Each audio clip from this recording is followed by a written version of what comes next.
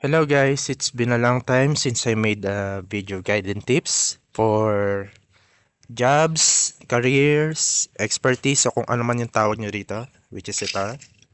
Yan, yung build dito. Sa lahat ng heavy weapon, kompleto ako. I-explain ko na lang mamaya. Iisa-isahin ko bakit nga ba yung ganito yung inaps ko o minax ko. Ganun. Inantay ko talaga yung level 148, which is today. Today is October 29. May very special day. So, happy birthday to me. Special mention na lang. So, inantay ko mag 148 para dito kasi dahil nag-ups ako dito. May 5 na ups dito kanina. Kaso hindi umabot yung talent level. Hindi naging 139. Kasi kapag lume-level up tong talent level mo from skills, dito mako-convert yan into expertise points o mapupunta dito sa jobs, which is dito yan mapupunta. Ito, expertise points para may pang-ups ka sa lahat ng kategory na nandito. Pipiliin mo na lang kung ano yung dapat mong i-maximize. Tuunahan ko lang din, ah hindi 100% na accurate yung naituturo ko kasi yung iba, sabihin na natin may iba't iba tayong gameplay. So, at least nasa 80% na similar dun sa ibang players na ganito yung build, which is applicable naman talaga sa lahat. Nasa sa inyo pa rin naman yan kung gusto nyo siyang i-improve or tanungin nyo na lang ako bakit ganito yung minaximize ko o bakit ito yung kinuha ko. Nang sa ganun na malinawan din kayo. Tapos i-explain ko na lang. Kung may mga errors man ako, at least let me know. Ganun lang. So, umpisahan natin dito sa MG o Gatling. Ang una kong kinuha is increase critical damage and damage to enemies. So, mamax mo to. Kailangan mo talaga to. For PvE.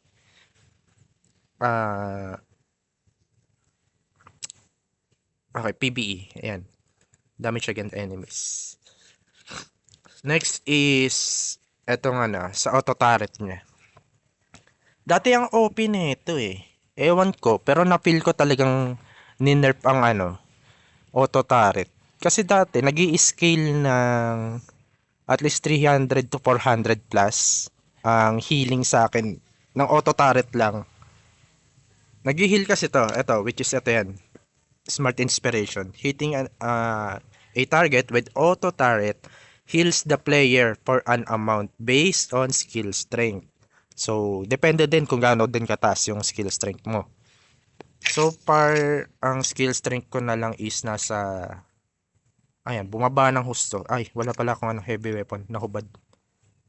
Bakit nga pa wala akong heavy weapon? Wait lang. 2.5 na lang. Nabawasan ako ng parang 11 o 12k na. Kasi dati napapa 4k ko siya. Ngayon sobrang baba na.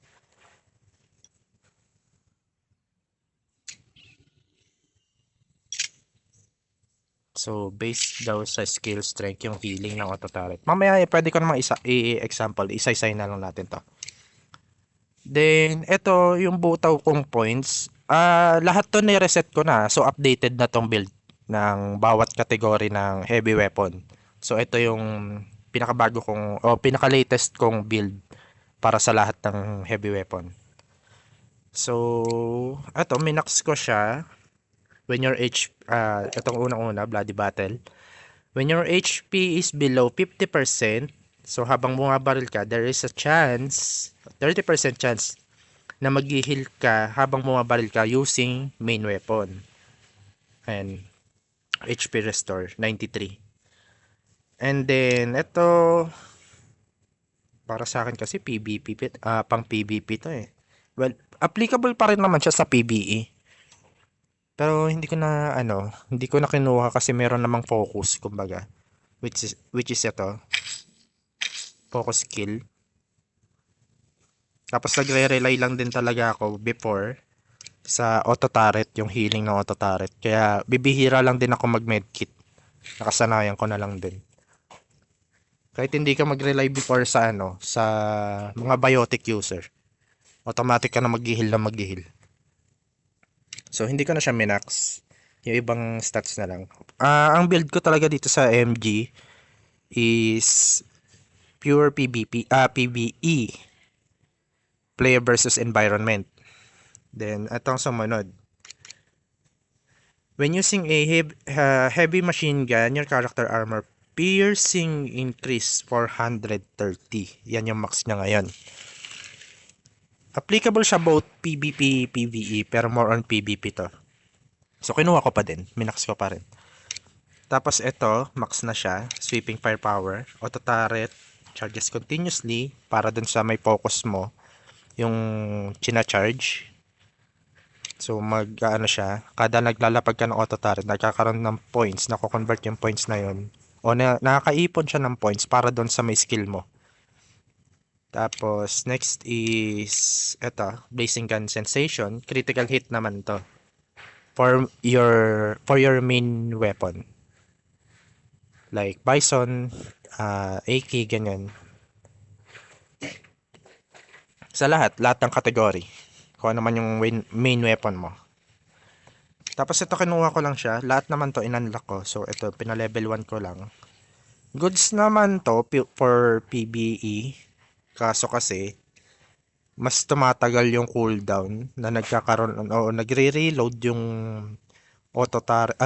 yung MG mo ng bala. Ito, continued fire after the heavy machine gun runs out. Yung, kumbaga, naubos na from 150 down to 0, which is naisagad mo na yung bala. Bigla siyang parang parang sa main weapon. Ito yung sinasabi ko. Sige. Punta lang tayo saglit ng Redwood.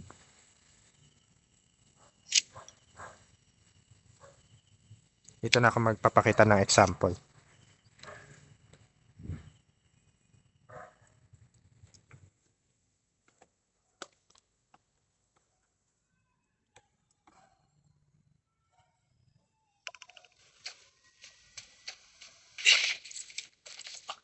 So, kung nakikita nyo, yung AK ko may bala na 40. Pagka binaril ko to, naging 56. Nabawasan ng isa, pero nag-auto-load siya.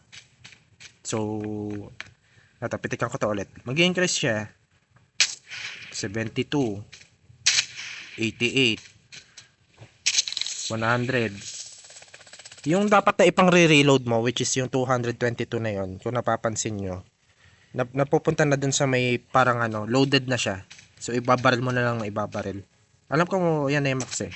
Ayan, 100 yung max. Ayan, para dire-diretso ka lang bumabaril. Every time na nakakapatay ka, ikaw yung nakaka-last hit ng mobs. So, mag-i-increase siya. Kahit hindi ka mag-reload. At, ayan na. Nag-58 ulit. So, nag-auto-load siya. 73. 89. 100 ulit. Ayan, tapos 158 na lang yung natira dun sa may pang-reload ko. Okay, sunod natin itong tag dito. Yung sa auto turret naman, yung healing niya, para mapansin niya. Hindi ko alam kung ilan na lang yung healing sa akin ng auto turret ko. Puta, namatay agad. Papabawas lang ako eh. Yan tayo sa may mga mobs.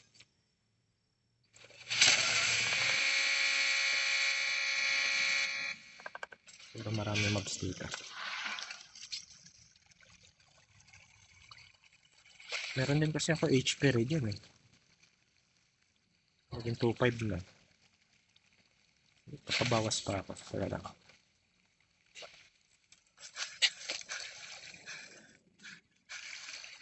Umakit HP ko.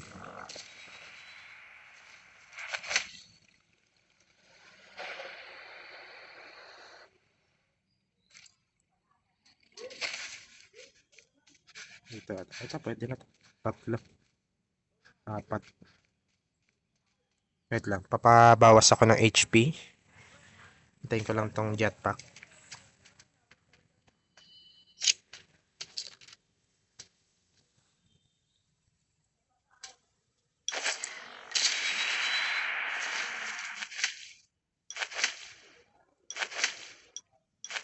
Ay, taka. Sobrahan. Mamamatay kasi. Sorry.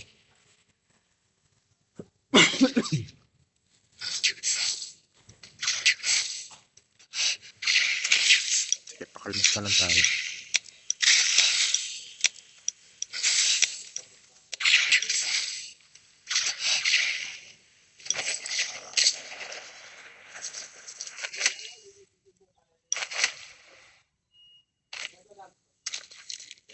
Tapos, equip.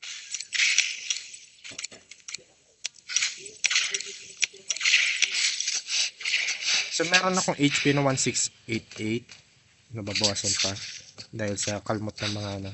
Lalapag ko yung auto turret. Tingnan natin kung ilang healing. 434. Nakita nyo yan. Ayan o, 434. Mataas pa rin pala yung healing sa akin. Hindi ko na nga lang ganun talaga kadama. O siguro dahil tumaas din ng gusto yung HP ko. Kukulang-kulang 6k na to. So, nag-auto heal siya from auto turret. Malaking bagay din yon. Lapag mo lang siya, nag-heal siya habang dumadamage. Ganon din naman sa main weapon mo. Pagka nabawasan ka ng husto kasi, sige, testing natin ah.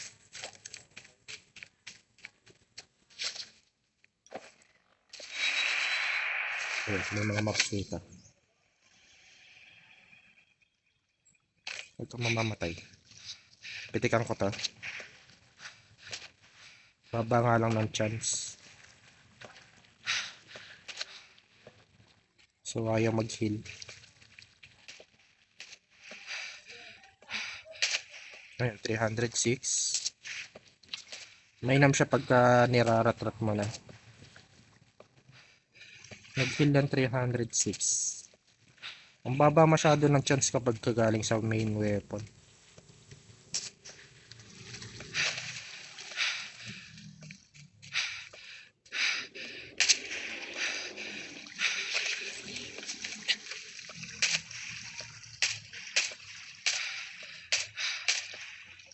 Putak. Duling. Walang tutok.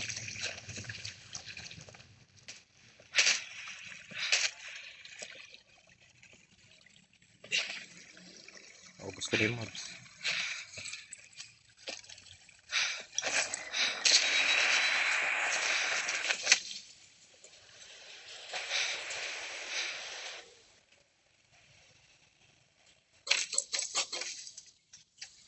May mga mobs dito. Parang hindi na ako mag-heal. Ay, nag-heal pa. 306. Dalawang beses pumitik. So yun, nag-heal ka habang bumabaril ng main weapon. Good thing na rin siya. Kasama doon sa, kung kasama yung auto turret, so around 700 HP. Ganon ka OP.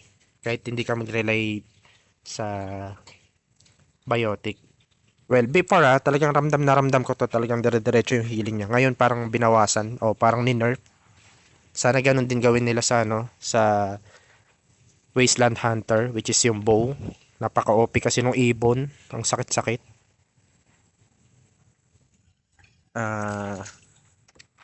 Diyan malolobat pa ka. Wait lang guys.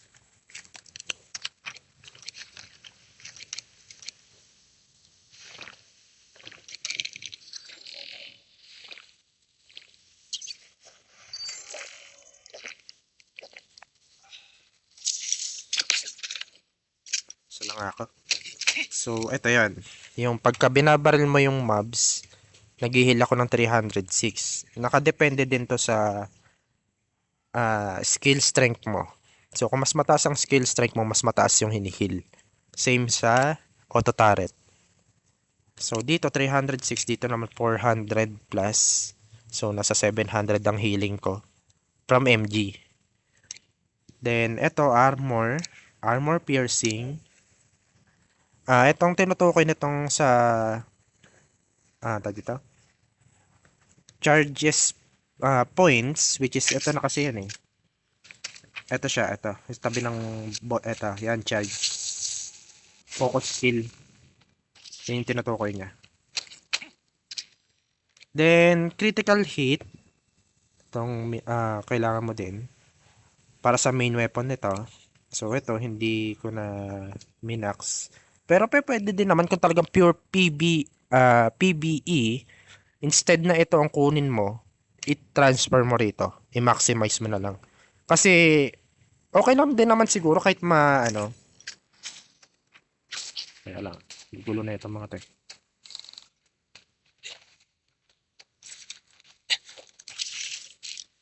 Okay lang din naman na kahit sabihin na natin tumatagal ang reloading nung mismong heavy weapon mo.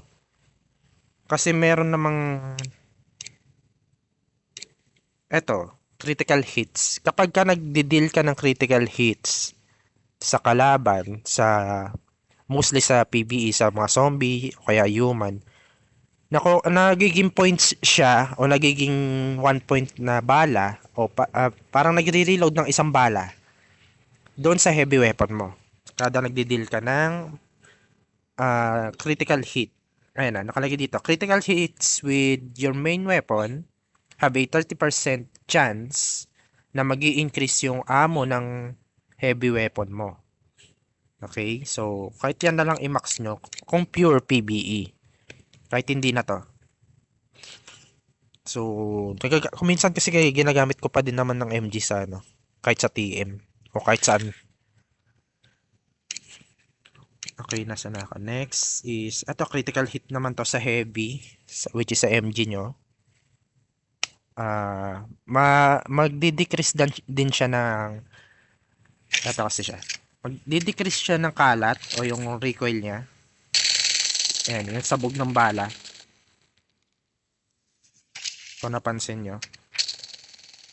Di ba kalat-kalat yan? So, binabawasan niya yun. Kumbaga parang sinusubukan niyang i-straight kahit papaano yung buga ng bala. Which is ito yan. No shot wasted. Ito naman, yung kanina to yung sa kapag ka bumabaril ako sa kalaban o sa zombie, tas nadadagdagan yung bala ko doon sa AK bago mag-reload. So, ni-level 1 ko lang siya kasi sabihin na natin nagre-reload pa rin naman talaga tayo. Pero depende pa din naman sa inyo. Okay na yung kahit sobrang baba na chance kasi ang taas naman ng nito 42, okay na yan eh. Then ito for auto turret yung healing niya kanina. Tapos reload speed para yan magbe-benefit naman dito yung Gatling. Kada nagki-critical ka nga, nagiging bala ng Gatling. Tapos auto turret, skill strength, yan dito din ako nagre-rely. So may additional akong 1.2k plus armor. And critical damage. Tapos ang kinuha ko dito sa talent nitong focus skill, increase critical damage rate during the enhanced period. So kapag ka nag-focus ka, o gumamit ka ng focus skill, which is kapag chinarge mo raw to, tsaka ma-activate to. Additional 40% critical damage. Then, ang sinunod ko is ito. After enhancement, so kapag ka daw nagamit mo yon yung focus skill, magkakaroon ka ng receive healing every second. Naka-base pa rin sa skill strength. Yung tatlo, enhanced period, duration naman to, shield ratio, pwede sa PvP, tapos recover focus points. Kung sakaling ma-max ko to, ano bang unahin, susunod ko dito? Malamang ito, yung duration, para mas matagal ko rin magagamit o mabibenefit tong critical damage. So, okay na tayo sa MG. Sunod natin is GL. Teka, malulobat ata ako. Hindi, kaya pa. Okay, medyo bibilisan ko na. Armor piercing and reload speed kapag daw nakakapatay ka ng kalaban with explosive mark. So, pwede na may mga times naman kasi na nawa one hit lang kahit yung pagka PvE mo ginagamit ang GL. Maganda talaga to sa maramihan. So, AoE plus may burning effect bukod sa pagsabog. Next is sa grenade naman to, dalawa ang grenade ng GL. Hindi sa grenade lang siya applicable Hindi siya applicable sa corrosive, hindi rin siya applicable sa foam bomb, sa stun grenade. Sa grenade lang talaga, eto lang. Skill, eto. Yan, grenade. Magiging dalawa siya. Kung dito, ayun nakikita nyo, naging dalawa. Kasi nagpalit ako ng expertise ko. Hagis ko to, meron pa ako ulit. Pero wala akong heavy. Kasi wala naman akong GL. So, yun yung tinutukoy niya. Eto. Mag-i-increase ng damage yung grenade na yun. And then, cooldown kapag ano naman to? Hits with throwables reduce the cooldown. So, kapag may tinamaan yung grenade mo, siguro mga multiple enemies, may cooldown reduction. So, magre-regen siya ng mabilis at magagamit mo ulit. Ito naman is for PvP. Kasi hindi ko ganong trip eh. Ayun, ito nga, gaya ng sinasabi ko kanina, nakadepende pa din yan sa gameplay nyo o game style nyo kung paano nyo i-apply yung mga nandito sa expertise. Kaya ako naman din nasasabing hindi ko na kailangan to kasi confident naman ako sa sabihin na natin sa movement. Ganon. Tsaka sa tutok. So, hindi ako nagre-rely sa armor. Maghahabol na lang ako sa podbuffs, troubadour, o kung may feast, ganyan. Kaya focus ko is damage pa din. And then, increase your throwing damage. So, dalawa na siya. Ito at ito. Mag-increase pa siya ng 10.4%. Ang sumunod nun is ito na yung nag-ignite na yung granada mo ng burning effect sa sahig. May 40% chance na bigla na lang liliyab yung sahig. So mayroon kang naghagis ng molotov na rin at magkakaroon ng burning effect doon sa mga tinamaan. At burn damage is 1069.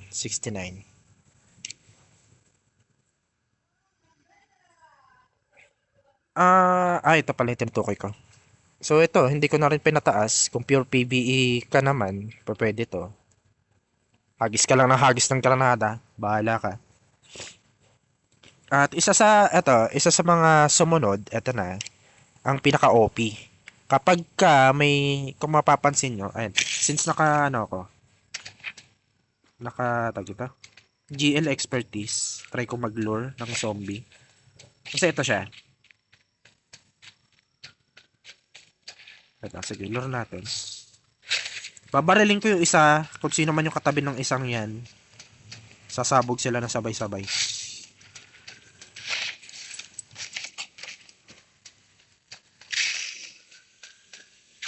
Dito kaya.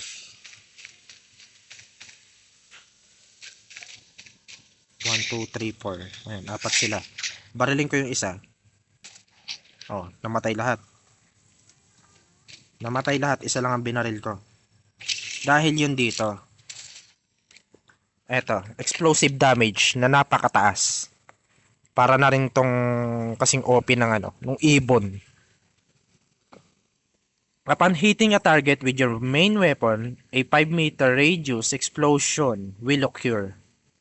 Dealing damage based on skill strength. So, kung mataas yung skill strength mo, mas mataas yung damage niya. Hindi lang tong 6,721. Mas tataas pa, kumbaga. Next is explosive hit. After hitting a target with explosive damage, any explosive like grenade, GL nyo, ganyan, o kaya galing din dito sa passive ng barrel, i-enhance niya. Magkakaroon ng magkakaroon ng mark doon sa ulo nila, explosive mark. May indication na mas malaki yung madidil mong damage sa kanila o mas malaki yung matatanggap nilang damage mula sa iyo.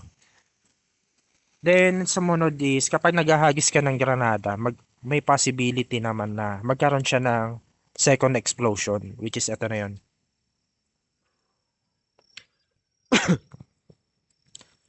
Kumbaga ito, try natin sa robot. Saan yung robot? May robot dito. Ayan, ihahagisan ko siya ng grenade. Sasabog at may pangalawang sabog. Ayun o. Isa pa. Alam ko meron pa isa dito.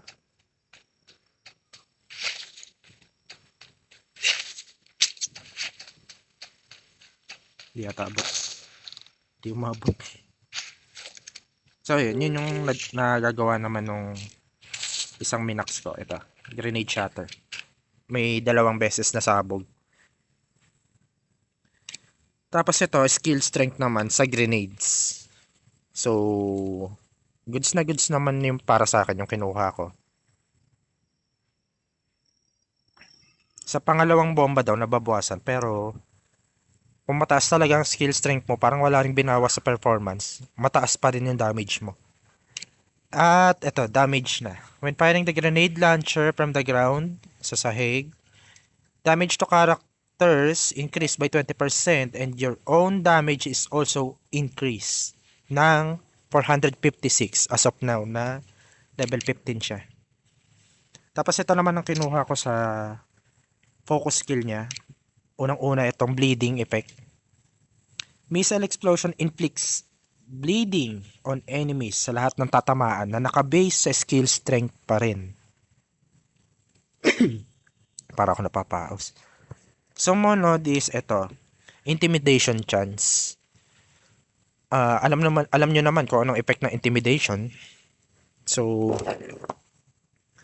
ito yung sumunod na kinuha ko. Imamax ko to. After ko ma-max to, pwedeng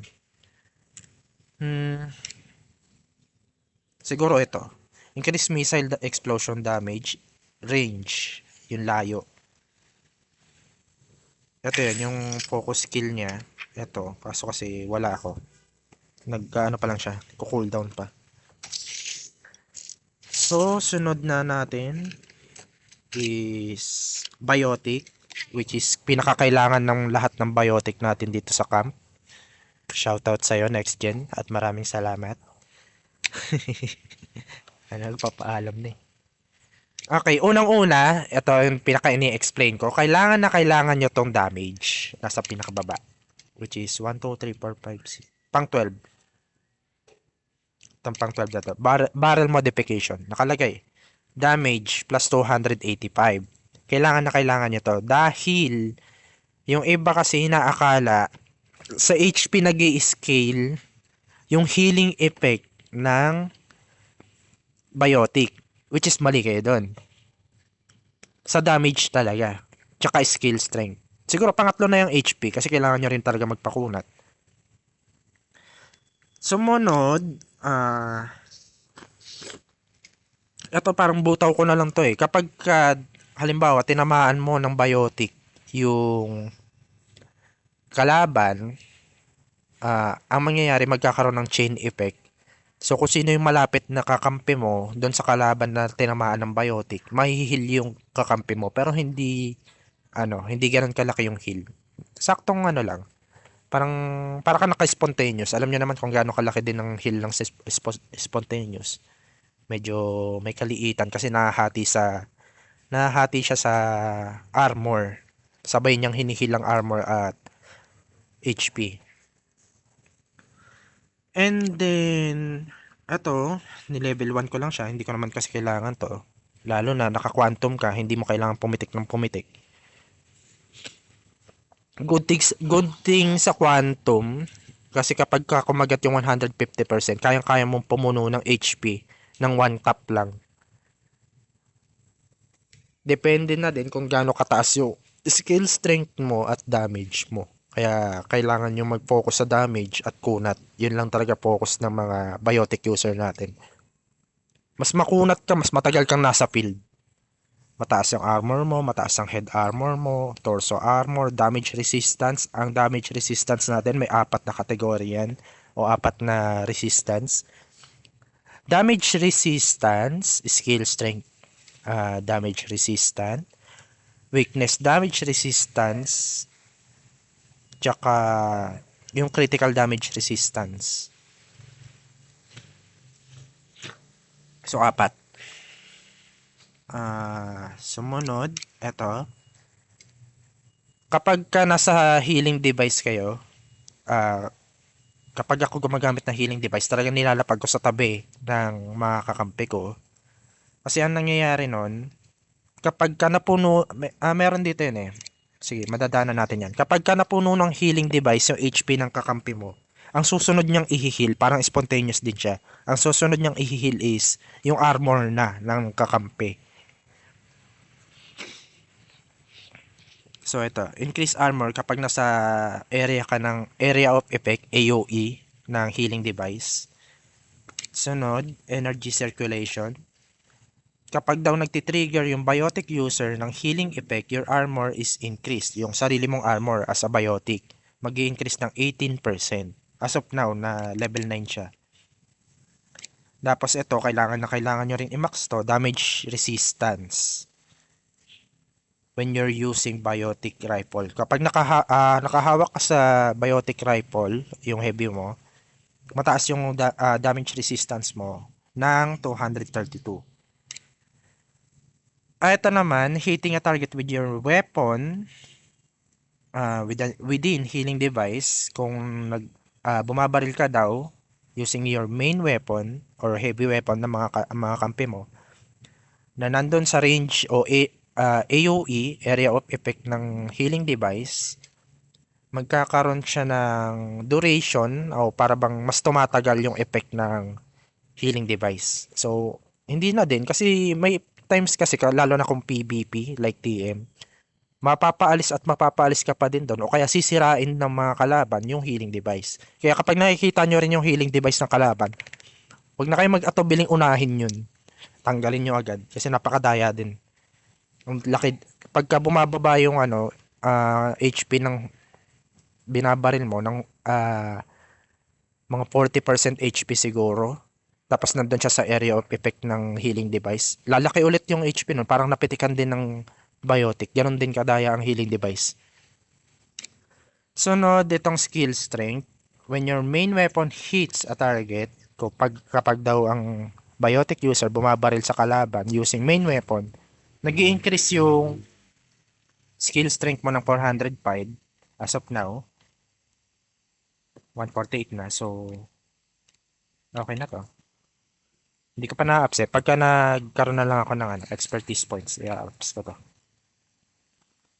Ang effect niya is 20 seconds. Cooldown din niya is 20 seconds. So, kahit makibaril ka lang, patamaan mo lang yung tapos switch ka na ulit ng biotic. Meron akong, TM, TM video kung saan 2 types ng biotic user o gameplay ng biotic user, which is pure heal, pure support and combat medic.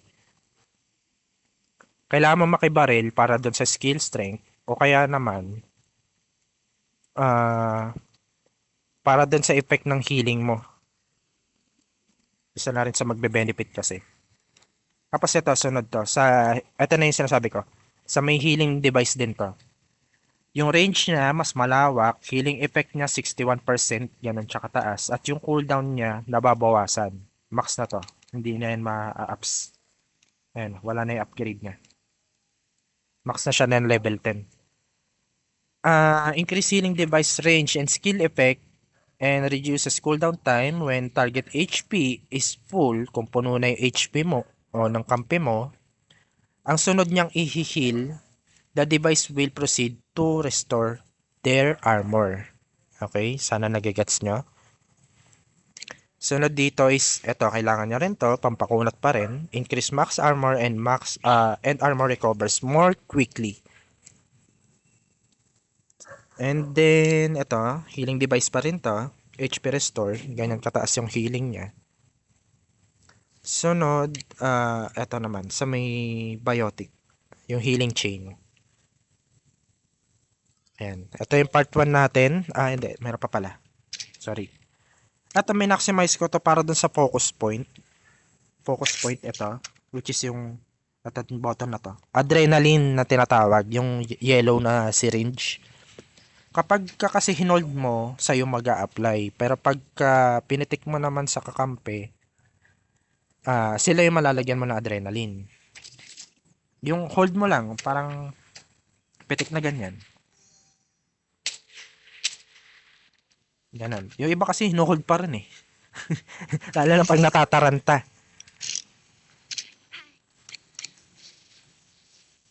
So, itong minax ko para dun sa adrenaline.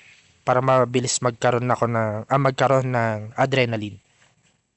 Sunod is ito. Excess na armor. Kung sino yung nasa adrenaline state, yung yellow, yung armor mo kasi, eto kung nakikita nyo, yung nasa may babaw ng HP. Di ba kulay blue yan? Kapag ka nalagyan ka ng adrenaline state, magiging yellow siya. So, excess armor na yon. So, bukod pa tong armor na kulay blue, which is armor mo yan. So, yan yung minamax ko. Ang susunod dyan, kapag na-max ko naman to, kung sakali, etong movement speed. Alam nyo kung gaano to kadaya. May ibang gumagamit nitong movement speed. Lalo na dati sa TM. Ito ang minax nila. Tapos, yung kasama nila o yung kakampi nilang hinihil, naka-MG. Tapos nag-focus kill yung MG na yon. Alam niyo naman nangyayari kapag ka nag-focus kill ang MG, di ba? Mabilis kumilos, tapos parang naka times 2 damage. Times 2 effect nung damage niya. Parang naka-enhance na lahat. Critical hit, critical damage, ganyan. So magi-increase lahat yon. Plus, lalagyan mo ng focus. Ang tulin tumakbo. Para mong nakita si Sonic dun sa TM. Kilala niyo si Sonic. Yung blue na hedgehog. So, yun. Ikakat ko muna to dito. Meron pa tayong 1, 2, 3. Ito yung part 1 natin. Hanggang biotic muna. Tapos, kung may tanong kayo, tanong lang kayo, huwag kayo mahiya. Gagawin natin yung best natin para lang makatulong sa iba. Okay? So, malolobat na rin kasi ako. 2%. Pasensya na. Puputol ko muna to. GG's guys.